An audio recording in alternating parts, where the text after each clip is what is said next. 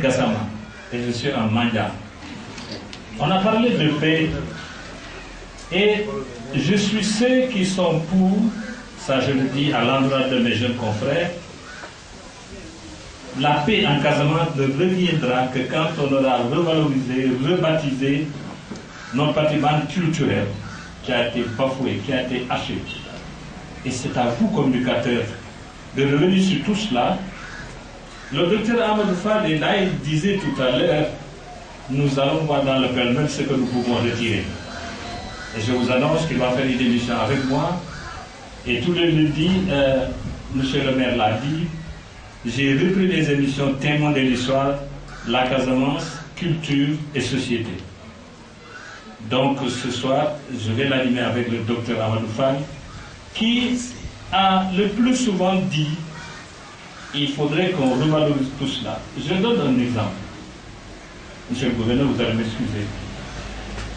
On a parlé du mythe Baïnoung. Ça a posé beaucoup de problèmes. Des couples cassés, des couples qui sont mariés, qui se sont séparés. Le professeur Amadou Fall a accepté de sortir un papier qui parle du mythe Baïnoung. Et je crois que les producteurs Baïnoung qui sont là ont ouvert les yeux.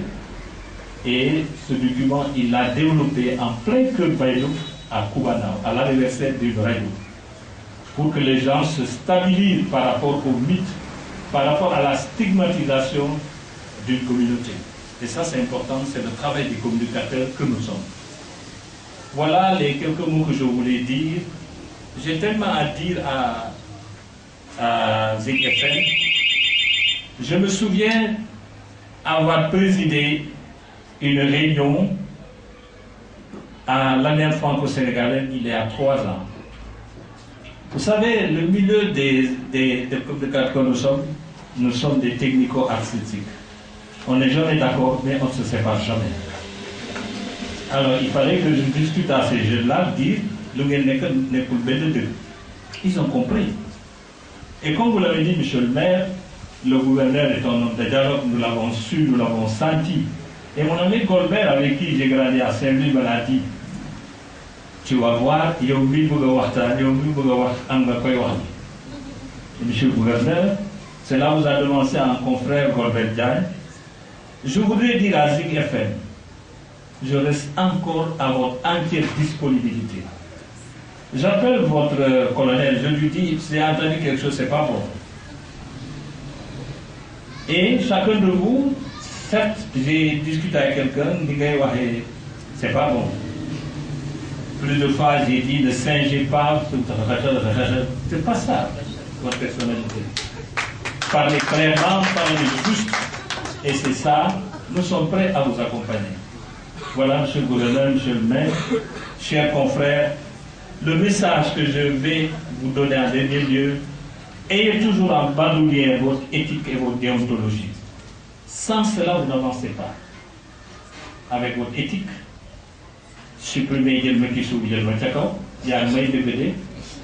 supprimez ça, votre éthique vous stabilisez. Produisez pour que la radio produise. Ne passez pas votre temps à animer du matin au soir. Lui, il paye le courant, il paye l'électricité, jeudi, il paye l'eau et tout.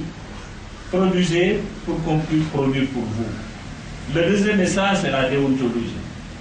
La déontologie vous impose à accepter les critiques de l'autre, vous impose vous-même à vous refaire par rapport à ce que vous faites. Si vous dormez sur vos lauriers, vous allez dormir, et les gens s'en vont.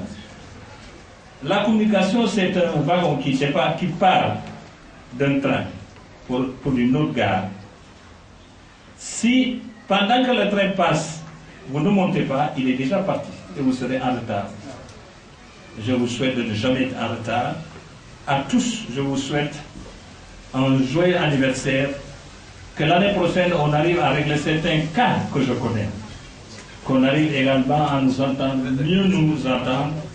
Je vous souhaite encore une fois, je vous donne ce message de solidarité, ce message de communion.